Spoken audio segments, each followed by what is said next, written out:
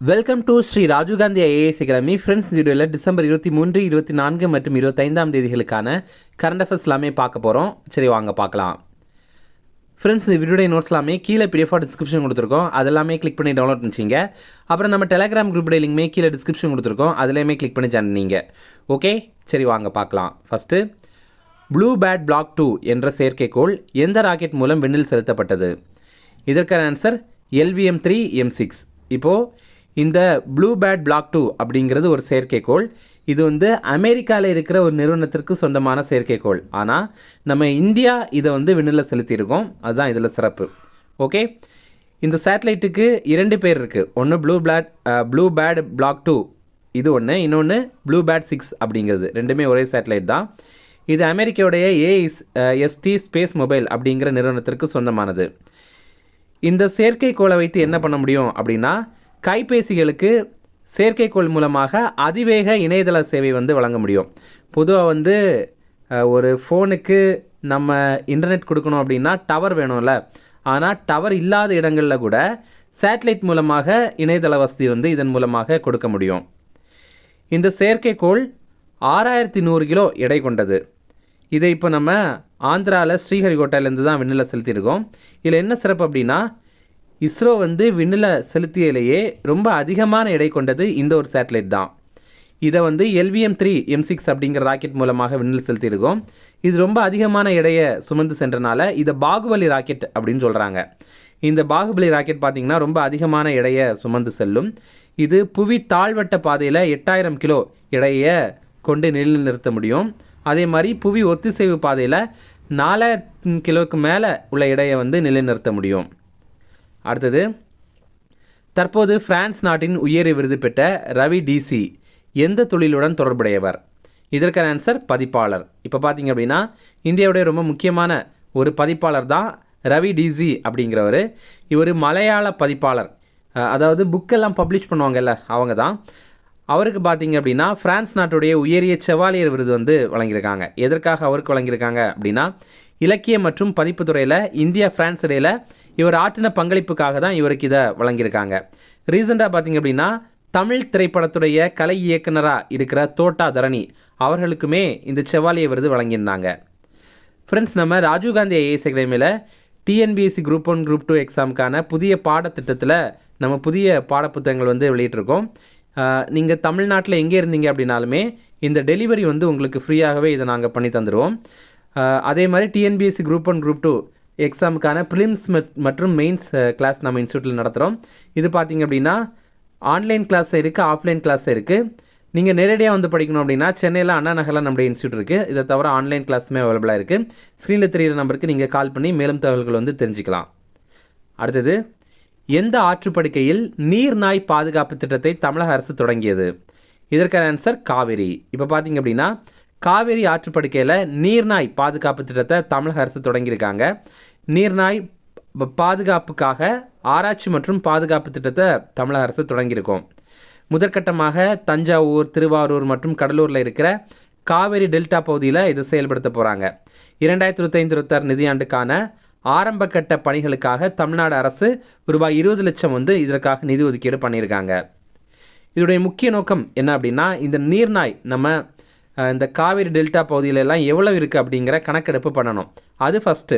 இரண்டாவதாக அதோடைய வாழ்விடங்களை பாதுகாக்கணும். மூன்றாவதாக சில நேரங்களில் மீன்பிடி வலைகளில் இது சிக்கி உயிரிழக்குது. அதை தடுக்கிறதுக்காக மீனவர்கள்கிட்ட விழிப்புணர்வு ஏற்படுத்தணும். ஓகே, அடுத்தது, ஆக்ஸ்ஃபோர்ட் அகராதி இந்த ஆண்டுக்கான வார்த்தையாக தேர்வு செய்த வார்த்தை எது? இதற்கான ஆன்சர் ரேஜ் பைட். இப்போ பார்த்தீங்க அப்படின்னா, இந்த ஆண்டு இப்போ இனிதே நிறைவடையுது.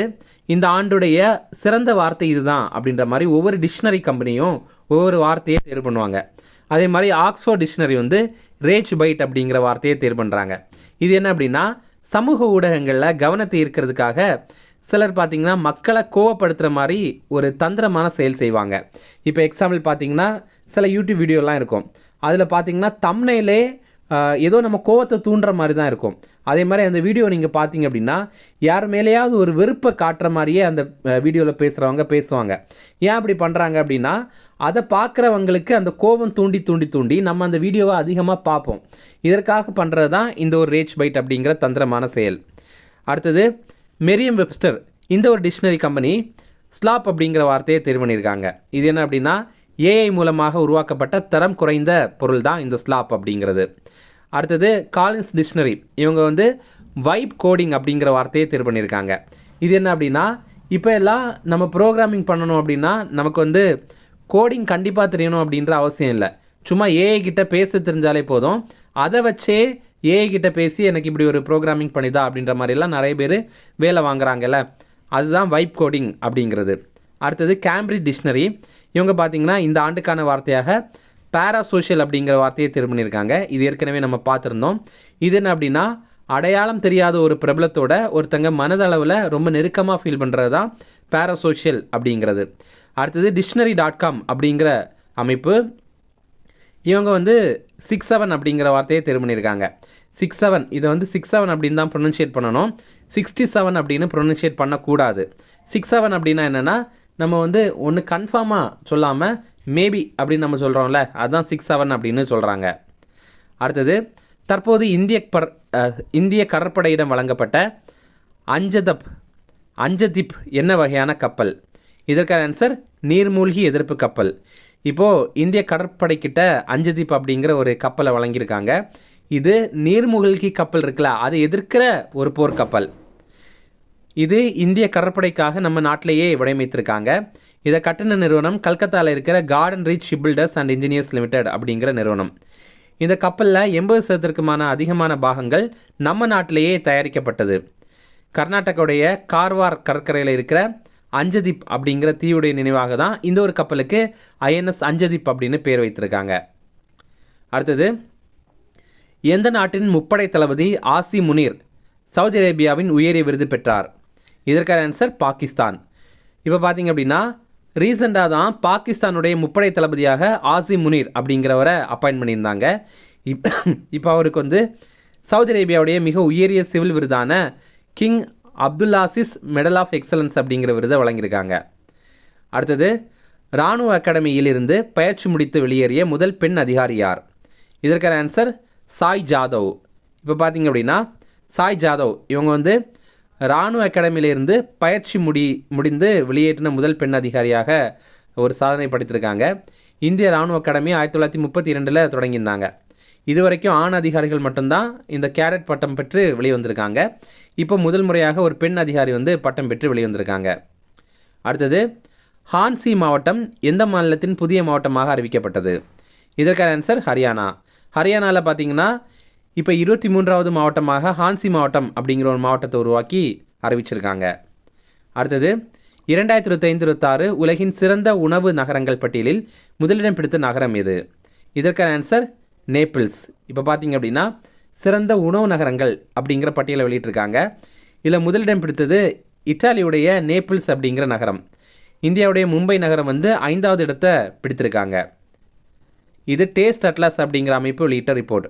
ரீசெண்டாக பார்த்தீங்க அப்படின்னா யுனெஸ்கோ அமைப்பு உத்தரப்பிரதேசத்துடைய தலைநகரான லக்னோ நகரத்திற்கு உணவு பாரம்பரிய உலக அங்கீகாரம் வழங்கியிருந்தாங்க. அடுத்தது ஒரு ஷார்ட் நியூஸ் ரெஃபரன்ஸ், அதையுமே பார்க்கலாம்.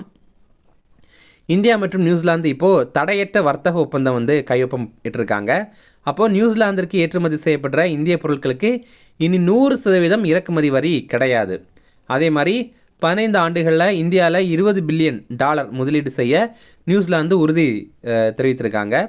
அதே மாதிரி இந்திய மாணவர்களுக்கான விசா நடைமுறைகள் இனி நியூசிலாந்தில் வந்து எளிமையாக்கப்படும்.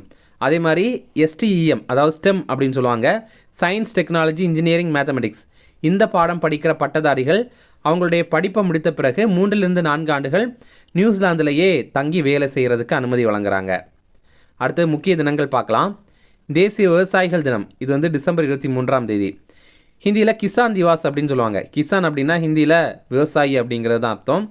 இது மறைந்த முன்னாள் பிரதமர் சௌத்ரி சரண் சிங் அவருடைய பிறந்தநாள் தான் இந்த ஒரு டிசம்பர் 23ஆம் தேதி. அவர் 1902வது ஆண்டு பிறந்தார். இவர் இந்தியாவுடைய 5வது பிரதமராக இருந்தார். விவசாயிகளுக்கான ஒரு பிரதமராகவும் இருந்தார். இவர் கொஞ்ச நாட்கள் தான் பதவியில் இருந்தார். 1979 ஜூலையில் ஆரம்பித்து 1980 ஜனவரி வரைக்கும் தான் இவர் பதவியில் இருந்தார். அடுத்தது தேசிய நுகர்வோர் தினம், இது டிசம்பர் 24ஆம் தேதி. இந்த ஆண்டுக்கான கருப்பொருள் டிஜிட்டல் நீதி மூலம் விரைவான மற்றும் திறமையான தீர்வு அப்படிங்கிறது தான். நமக்கு ரொம்ப முக்கியமானது நுகர்வோர் பாதுகாப்பு சட்டம் 1986. இதை வந்து கோப்ரா ஆக்ட் அப்படின்னு சொல்லுவாங்க. கோப்ரா அப்படின்னா கன்சியூமர் ப்ரொடெக்ஷன் ஆக்ட் அப்படிங்கிறது தான் 1986 கொண்டு வந்திருந்தாங்க. அடுத்தது தேசிய நல்லாட்சி தினம். இது வந்து டிசம்பர் 25. இது முன்னாள் பிரதமர் வாஜ்பாய் அவருடைய பிறந்த தினம் தான் இந்த ஒரு தினம். அடல் பிஹாரி வாஜ்பாய் இவர் 1924 டிசம்பர் 25 பிறந்தார். மத்திய பிரதேசத்தில் குவாலியர் அப்படிங்கிற பகுதியில் தான் இவர் பிறந்தார். இனி ரிவிஷன் பார்க்கலாம். ப்ளூ பேட் பிளாக் 2 என்ற செயற்கைக்கோள் எந்த ராக்கெட் மூலம் விண்ணில் செலுத்தப்பட்டது? இதற்கான ஆன்சர் LVM-3M6. அடுத்தது தற்போது பிரான்ஸ் நாட்டின் உயரிய விருது பெற்ற ரவி டிசி எந்த தொழிலுடன் தொடர்புடையவர்? இதற்கான ஆன்சர் பதிப்பாளர். அடுத்தது எந்த ஆற்றுப்படுக்கையில் நீர்நாய் பாதுகாப்பு திட்டத்தை தமிழக அரசு தொடங்கியது? இதற்கான ஆன்சர் காவிரி. அடுத்தது ஆக்ஸ்போர்ட் அகராதி இந்த ஆண்டுக்கான வார்த்தையாக தேர்வு செய்த வார்த்தை எது? இதற்கான ஆன்சர் ரேஜ் பைட். அடுத்தது தற்போது இந்திய கடற்படையிடம் வழங்கப்பட்ட அஞ்சுதீப் என்ன வகையான கப்பல்? இதற்கான ஆன்சர் நீர்மூழ்கி எதிர்ப்பு கப்பல். அடுத்தது எந்த நாட்டின் முப்படை தளபதி ஆசிம் முனீர் சவுதி அரேபியாவின் உயரிய விருது பெற்றார்? இதற்கான ஆன்சர் பாகிஸ்தான். அடுத்தது இராணுவ அகாடமியில் இருந்து பயிற்சி முடித்து வெளியேறிய முதல் பெண் அதிகாரி யார்? இதற்கான ஆன்சர் சாய் ஜாதவ். அடுத்தது ஹான்சி மாவட்டம் எந்த மாநிலத்தின் புதிய மாவட்டமாக அறிவிக்கப்பட்டது? இதற்கான ஆன்சர் ஹரியானா. அடுத்தது 2025-26 உலகின் சிறந்த உணவு நகரங்கள் பட்டியலில் முதலிடம் பிடித்த நகரம் இது? இதற்கான ஆன்சர் நேபிள்ஸ். அவ்வளோதான் ஃப்ரெண்ட்ஸ். போன வீடியோவில் நம்ம ஒரு கேள்வி கேட்டிருந்தோம். அதற்கான ஆன்சர் இந்த சட்ட திருத்தத்தின் மூலம் அடிப்படை கடமைகளானது இந்திய அரசமைப்பில் சேர்க்கப்பட்டது. இதற்கான ஆன்சர் வந்து 42வது அரசியலமைப்பு சட்ட திருத்தம் 1976. இதில் தான் நமக்கு வந்து ஃபண்டமெண்டல் டியூட்டிஸ், அதாவது அடிப்படை கடமை அப்படிங்கிறத சேர்த்துருந்தாங்க. அப்புறம் இன்றைக்கான கேள்வி என்ன அப்படின்னா, நம்ம வந்து 4 நிகழ்வுகள் கொடுத்துருக்கோம். அதை வந்து கால வரிசைப்படுத்தி நீங்கள் அடுக்கு சொன்னால் போதும். முதல்ல வகுப்புவாத தீர்வு, 2வது காந்தி இர்வின் ஒப்பந்தம், 3வது சிட்டகாங் வெடிப்பு, 4வது பூனா ஒப்பந்தம். நீங்கள் இதில் ஆப்ஷன்ஸ் மட்டும் கமெண்ட்ஸில் சொல்லுங்கள். ஓகேவா? அவ்வளோதான் ஃப்ரெண்ட்ஸ். இந்த வீடியோ பிடிச்சினா கண்டிப்பாக லைக் பண்ணுங்கள். நம்மளே சேனலுக்கு சப்ஸ்கிரைப் பண்ணி வச்சிங்க. உங்கள் நண்பர்களுமே ஷேர் பண்ணுங்கள். கண்டிப்பாக இது அவங்களுக்கும் பயனுள்ளதாக இருக்கும். Okay, thank you.